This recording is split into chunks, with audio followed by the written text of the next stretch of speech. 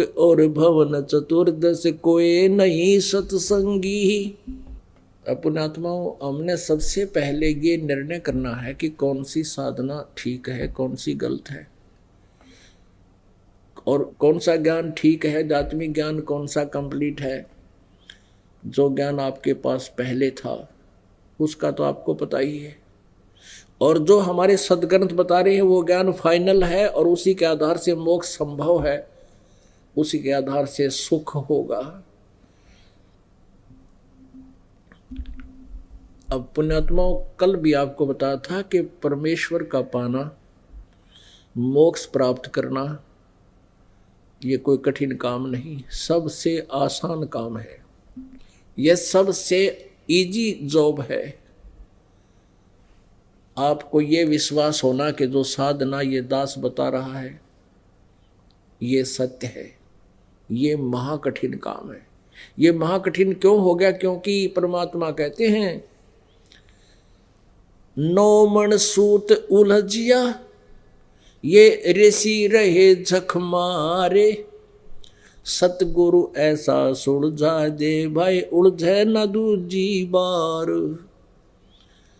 गुरु बिन काहू न पाया ज्ञान, जो थो था बुस छड़े किसाना। गुरु बिन वेद पढ़े जो प्राणी, समझे न सार रहे अज्ञानी। अब क्या बताते हैं कि गुरु कहो चाहे सतगुरु कहो, अब गुरु ये अज्ञानी भी गुरु पद प्राप्त करके प्रसिद्ध हो गए, इसलिए सतगुरु शब्द की उपमा की आवश्यकता पड़ी परमेश्वर के साथ लगाने में। उस परम संत के साथ सतगुरु शब्द लगाना इसलिए अनिवार्य हो गया कि नकली गुरु बहुत हो गए, नहीं तो गुरु शब्द ही काफी है यदि ज्ञान ठीक हो।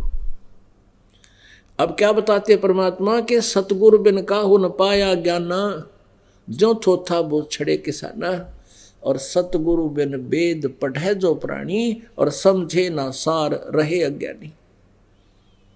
पुण्यात्माओं, परमेश्वर कबीर देव जी के अतिरिक्त और उनसे जिनका संपर्क हुआ, साक्षात्कार हुआ, जिन महान आत्माओं को परमात्मा मिले यहाँ के, अपने गुण के आधार से प्रभु यहाँ आते हैं, जैसा कि वेदों में वर्णित है, ऐसी लीला वो करते हैं। उन महापुरुषों को छोड़कर आदरणीय धर्मदास साहिब जी, आदरणीय नानक साहिब जी, आदरणीय मुरुखदास साहिब जी, आदरणीय दादू साहिब जी, आदरणीय गरीबदास साहिब जी, छुड़ानी वाले, हरियाणा जज्जर जिला में जो पड़ता है छुड़ानी गांव, वो गरीबदास साहिब जी, और खेखड़ा वाले घीसा दास साहिब जी, यूपी में बेरठ के अंदर जो ग्राम है खेखड़ा, वहाँ घीसा दास जी को परमेश्वर कबीर जी मिले थे। उनके अतिरिक्त और अब इस दास के ऊपर मेर की परमेश्वर ने, इस पृथ्वी पर इस मार्ग से कोई परिचित नहीं है। और उन महापुरुषों को परमात्मा ने आदेश दे दिया था कि इसको क्लियर ना करना, अभी गुप्त छुपा के रखना। यदि तुमने अभी उस समय में यदि इसको क्लियर कर दिया जाता, स्पष्ट सार्वजनिक कर दिया जाता, तो ये नकली गुरु भी इसी ज्ञान का ढंढोरा पीट रहे होते, लेकिन ये अधिकारी ना होने से आपका कल्याण नहीं कर सकते थे। परमेश्वर कबीर देव जी ने अपनी सच्चिदानंद घन ब्रह्म की वाणी में, कबीर वाणी में लिखा कि धर्मदास तो लाख दुहाई, ये मूल ज्ञान की तबार न जाई। ये जो तत्व ज्ञान है अभी छुपा के रखना, और मूल ज्ञान तब तक छुपाई जब लग द्वादश पंथ ना मिट जाई। फिर कहा कि धर्मदास तो लाख दुहाई, ये सार नाम की तबार ना जाई। सार नाम बार जो पढ़ी, बिचली पीढ़ी हंस नहीं तरही। अपनात्माओं, नानक साहिब जी की जन्म साखियों में एक बहुत अच्छा प्रमाण मिला है। और पुण्यात्माओं, पवित्र हिंदू धर्म में जन्मे पुण्यात्माओं को अपने ग्रंथों का ज्ञान नहीं, पवित्र सिख धर्म में जन्मे उन पुण्यात्माओं को गुरु ग्रंथ साहिब के अंदर क्या खजाना उसका ज्ञान नहीं, और पवित्र ईसाई धर्म में जन्मे उन पुण्यात्माओं को पवित्र बाइबल के अंदर क्या अनमोल ज्ञान है उसका उनको ज्ञान नहीं। ऐसे ही मुसलमान धर्म में उत्पन्न हुए पवित्र आत्माओं को कुरान शरीफ के अंदर क्या वर्णन है यथार्थ ज्ञान नहीं, वो सभी भी दास ने बताना पड़ा। ऐसे ही एक सिख धर्म के अंदर जो पुण्यात्मा जन्मे हैं उनको ये ज्ञान हुआ, तो उन्होंने फिर और सर्च करने की जो चेष्टा की कि अवश्य कोई और रहस्य मिलेगा। तो जन्म साखी एक सिख बच्चे ने आकर दिखाई कि ये तो जी आपने जो बोला था यह स्पष्ट हो रहा है कि मर्दाना और बालाजी गुरु नानक देव जी के बहुत निकटतम बच्चे थे, शिष्य थे। बालाजी के द्वारा लिखी गई है वो एक जन्म साखी, उसमें स्पष्ट किया है कि नानक साहिब जी यही नाम जाप करते थे जो 2 मंत्र का है, सतनाम यही है। और मर्दाना ने वो जाप शुरू कर दिया था, पर नानक साहिब ने कह दिया था खबरदार जो ये नाम जाप करा तो अपने आत्माओं क्यों, किस लिए मना किया उन्होंने कि परमेश्वर का आदेश था कि तुम इसका जाप करो क्योंकि तुम वो महान आत्मा हो जो ऋग्वेद मंडल नंबर 9 सूक्त नंबर 86 के मंत्र नंबर 26 और 27 में कि जिन पुण्य आत्माओं को, श्रेष्ठ आत्मा को, अच्छी आत्मा को, अच्छे पुरुष को वो आकर मिलता है, फिर उनको दृढ़ ज्ञान से दृढ़ करता है, वो दृढ़ भक्त होते हैं। अब नानक जी का जन्म पवित्र हिंदू धर्म में था, और जब नानक साहिब जी को ये ज्ञान हुआ, नानक देव जी को ये ज्ञान हुआ, यथार्थ परमात्मा का साक्षात्कार हुआ, उन्होंने सब लोग लाज तोड़ दी और ब्रह्मा विष्णु महेश का सच्चाई से ज्ञान विरोध करने लगे कि ये पूजा ठीक नहीं। तो उसके माता पिता, वहाँ उसमें गुरु, रिश्तेदार सब विरोधी हो गए थे। नानक जी ने किसी की परवाह नहीं की, वो दृढ़ भक्त थे और उन्हीं को परमात्मा आके मिलता है। तो उस समय परमात्मा ने मना कर दिया था कि ये नाम मत देना किसी को, अभी तुम जाप करो और पार हो जाओ। तो परमेश्वर ने यह कृपा बख्शी थी कि ये ज्ञान तो पहले ही था, उनको आदेश नहीं था कि देने का, आगे मंत्र भी देने का किसी को अलाउड नहीं था। इस दास पर रजा बख्शी है। ये बिचली पीढ़ी आ गई, अब शिक्षित समाज हो गया। पहली जो पीढ़ी थी पुण्यात्मा थे सभी मानव, लेकिन इन नकली गुरुओं ने उनको मिसगाइड करके उनका जीवन व्यर्थ कर दिया। और यदि उस समय ये ज्ञान मालिक का प्रकाश में आ जाता तो ये नकली संत ऋषि महर्षि इसी ज्ञान का ढंढोरा पीटते मिलते। आज ये राधा स्वामी वाले फंस गए, 5 नाम देर 5 काल के। आप पुण्यात्मा होंगे वो समझ जाएंगे, और बुद्धू होंगे पड़े रहेंगे। परमात्मा कहते हैं कि बेखों के लश्कर फिरे ये बाणी चोर कठोर, और सतगुरु धाम ना पहुंचेंगे ये 84 के ठोर। चातुर प्राणी चोर हैं ये मूड मुग्ध ठोठ, और संतों के निकाम के इनको जोगल जोट। इतना प्रमाण देखकर भी नहीं मान रहे हैं तो फिर वो बुद्धू हैं, मूड हैं, ठोठ हैं, वो तो वहीं ठीक है। यहाँ तो पुण्यात्मा आएंगे जिनके अच्छे दिन होंगे, बहुत पुण्य होंगे। जो ये कंसेप्ट हम करना चाहते थे कि ये जो मंत्र है ये साधना परमेश्वर ने 600 वर्ष पहले वर्णित कर दी थी, लेकिन इनको गुप्त रखा था। और अब इस समय में ये पिछली पीढ़ी आ गई, सब शिक्षित है। और लास्ट की जो पीढ़ी होगी इस कलयुग में मानव समाज जो होगा बिल्कुल कृतघ्नी हो जाएंगे। कोई भी कलम से लिखे वेद शास्त्रों को नहीं मानेंगे। अब भी इन्होंने ऐसा काम कर दिया है अन्य पंथों ने, राधा स्वामी, धन धन सतगुरु और ये निरंकारी वाले, ये कहते हैं हम नहीं मानते वेद और पुराणों में जो लिखा है, और ना हम किसी और की बात को मानते, हम तो हमारे सतगुरु ने जो वचन बोल दिए वही फाइनल है। तो अब ये नास्तिकता की ओर ले जा रहे हैं इन पुण्यात्माओं को, जिन्होंने 20-20, 30-30, 40-40 वर्ष हो गए उन दूसरे पंथों से उपदेश लिए। और जो पहले क्योंकि उनके पुण्य थे तब तक तो वो ठीक चले, चार्जर ठीक लगा नहीं, साधना ठीक मिली नहीं, तो उनके वो पुण्य अक्षीण हो लिए। अब उनकी दुर्गति हो रही है। यहाँ आकर नाम लेते हैं, जो इस ज्ञान को सुनते हैं वो रोते हैं बैठकर घंटों, अगर हमने जीवन बर्बाद कर दिया उन नकली संतों और पंथों के पास जाके। पुण्यात्माओं, सौभाग्य आपका कि आपके ऊपर परमात्मा की यह मेहर वर्षा हो रही है, ये दया हो रही है प्रभु की, आपको खजाना मिल रहा है। काल ने इसको छुपा रखा था कि कहीं ये मनुष्य का हाथ लग गए सब पार हो जाएंगे। परमात्मा ने आके इसके ऊपर पड़ा हुआ वो अड़ंगा हटा दिया।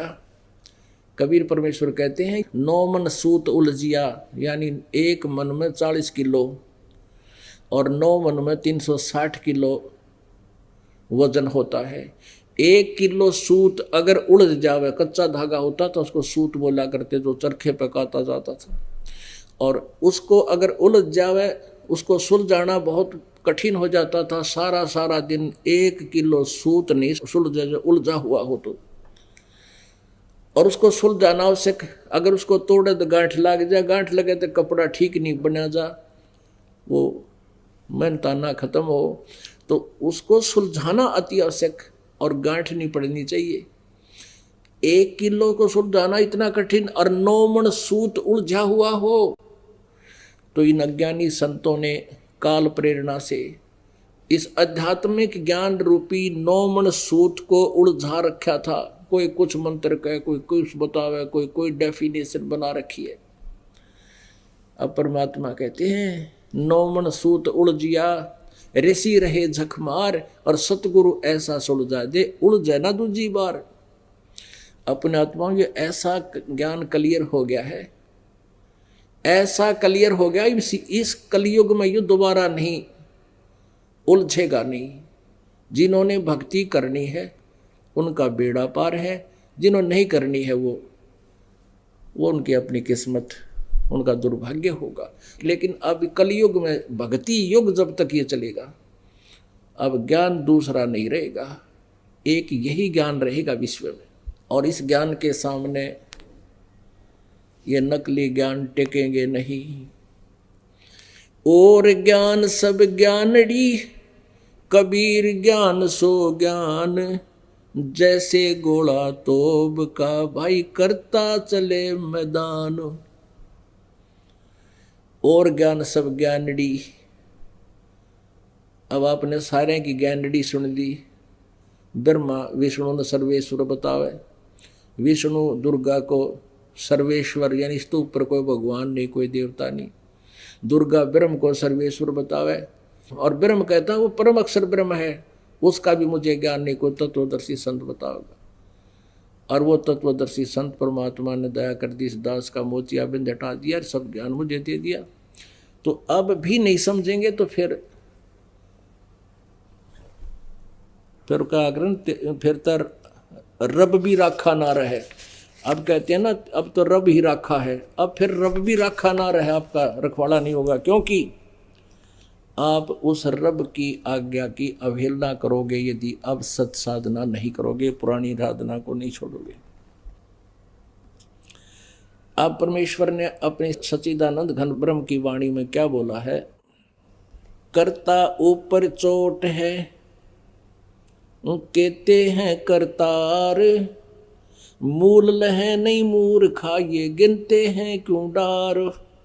परमात्मा कहते हैं कि एक कबीर परमेश्वर के अतिरिक्त यदि कोई और अपने आप को कर्ता मानता है, भगवान मानता है,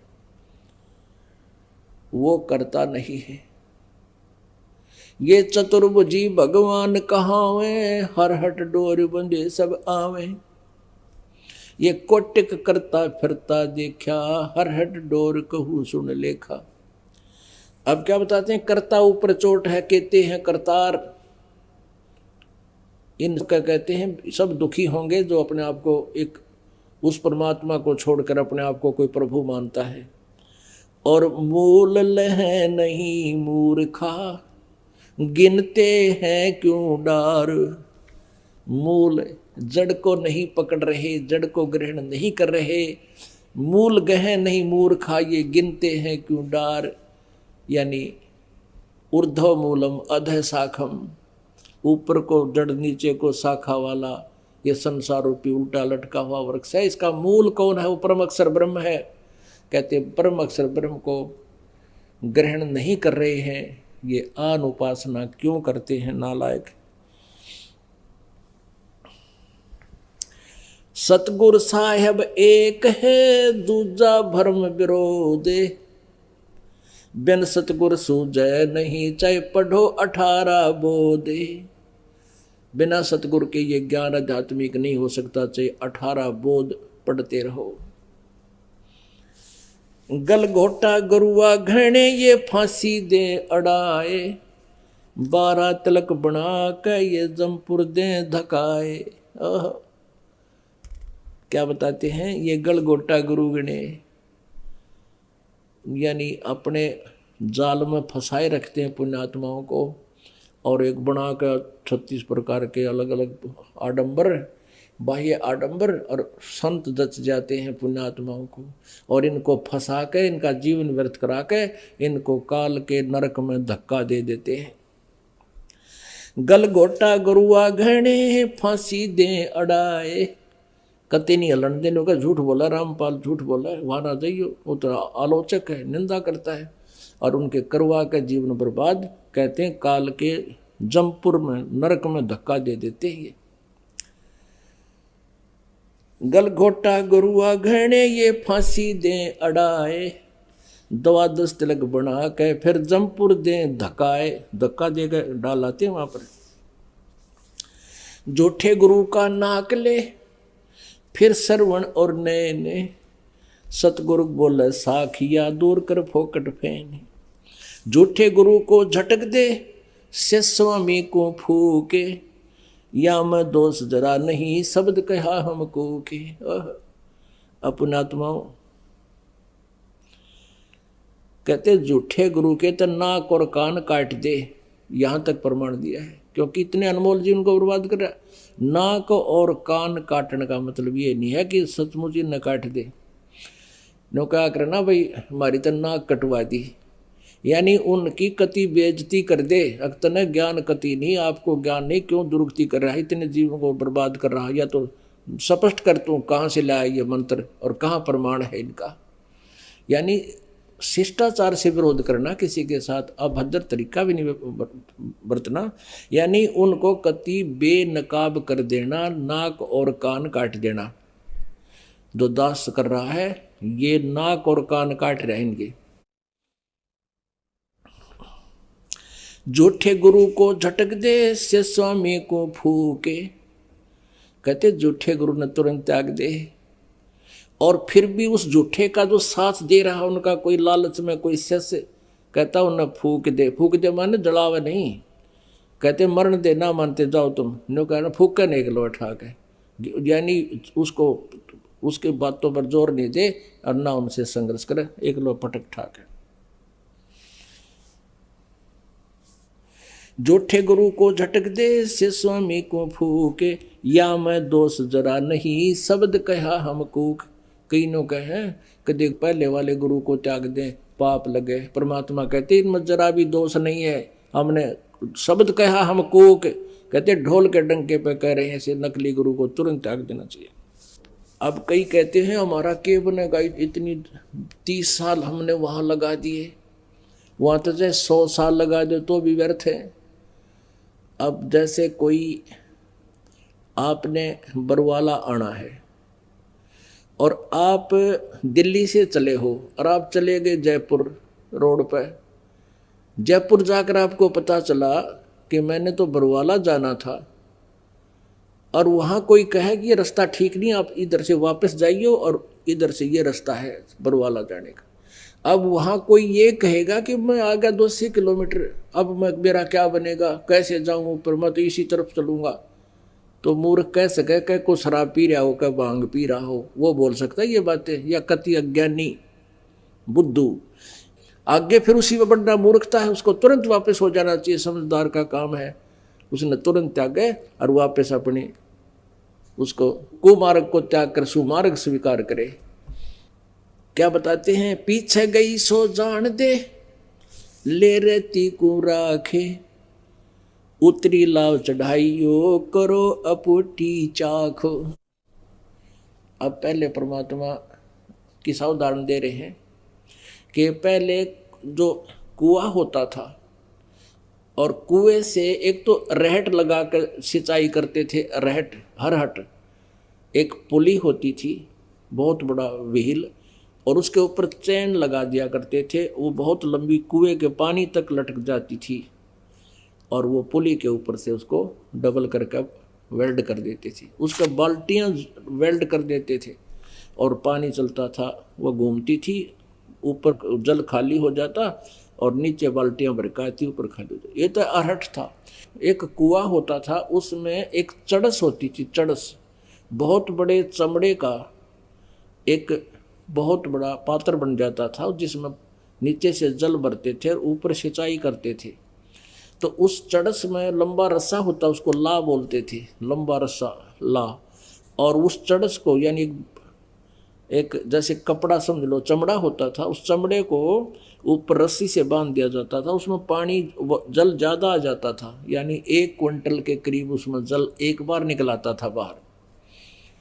उसको भर के, और एक पुली होती थी, पुली जैसे पुराने कुओं के ऊपर बाल्टियाँ से पानी निकालते हैं, एक लोहे की पुली होती है, उसके ऊपर रस्सी डालकर रस खींचने में बहुत आसानी हो जाती है। जब पुली के ऊपर से रस्सा डालकर उसका खींचते हैं तो आसानी से जल बाहर आ जाता है। और उस पुली से नीचे रस्सी उतर जाए नेजू, तो उसको बड़ी कठिन हो जाता है, खींचना बड़ी मुश्किल हो जाती है। और फिर उसको ऊपर उस पर चढ़ा ले, उस पुली पर उस ला को रख ले तो बहुत आसानी हो जाएगी। तो यहाँ कहते हैं पीछे गई सो जान दे, ले रहती को रखे, उतरी ला चढ़ाइए, करो अपूठी चाख।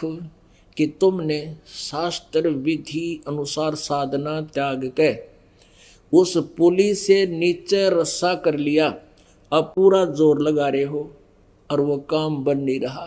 कहते इसको फिर से उसी पुली पर रख लो, उस ला को पुनः उस पुली पर रखो और फिर आसानी से आपका वो काम सरेगा।